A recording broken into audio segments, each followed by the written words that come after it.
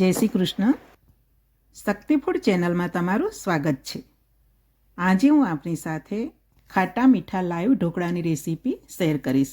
આટલા સરસ પોચા ઢોકળા બનાવવા માટે આપણે કઈ કઈ બાબતોનું ધ્યાન રાખીશું તે આપણને આ રેસીપીમાંથી જાણવા મળશે. ઢોકળા બનાવવા માટે મેં ઢોકળાનો લોટ લીધો છે. 2 વાડકી હું ઢોકળાનો લોટ લઈશ.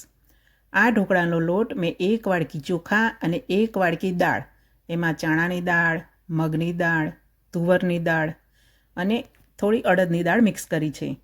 હવે એમાં થોડી થોડી છાશ ઉમેરીને આ રીતે એક પણ લમ્સ ન રહે એવું ખીરું બનાવીને તૈયાર કરીશું.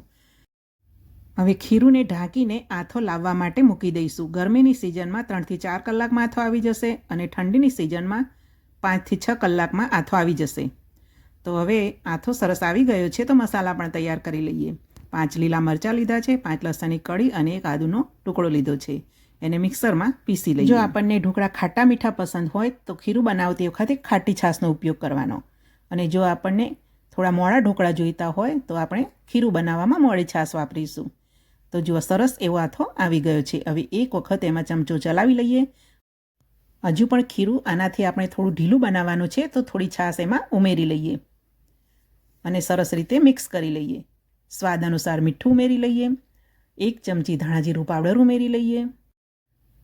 અડધી ચમચી જેટલી હળદર ઉમેરી લઈએ. હળદર અહીંયા ઓછી જ ઉમેરવાની છે. 1 ચમચી જેટલો અજમો હાથમાં મસળીને ઉમેરી લઈએ.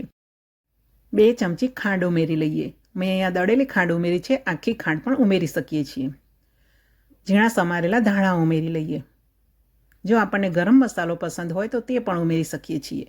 હવે આદુ, લસણ અને મરચાં આપણે એમ જ નહીં ઉમેરીએ, એને સરસ સાંતળીને પછી ઉમેરવાના છે. ગેસ ચાલુ કરીને સ્ટીમરમાં પાણીને ઉકળવા માટે મૂકી દઈએ.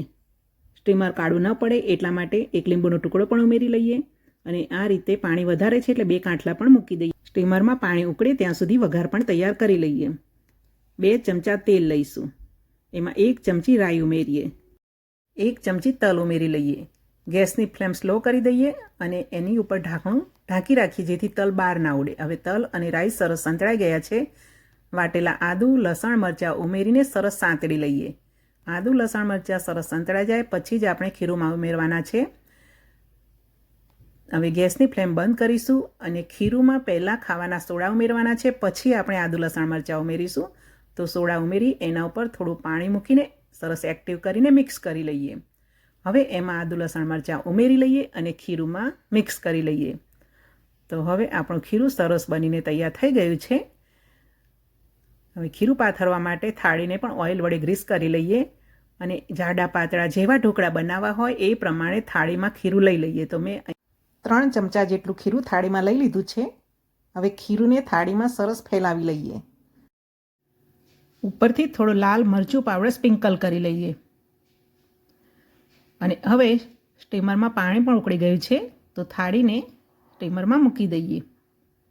પાણી ઉકળે પછી જ આપણે આ થાળી મૂકવાની છે, એ વાતનું પણ ધ્યાન રાખવાનું છે. હવે ઢાંકીને 15 મિનિટ માટે એને કૂક થવા દઈએ. 15 મિનિટ થઈ ગઈ છે. હવે આપણે ઢાંકણું ખોલી લઈએ અને ઢોકળાને બહાર કાઢી લઈશું. તો હવે આ ગરમ ગરમ ડીશમાં જ આપણે સિંગ તેલ ઉમેરી લઈશું.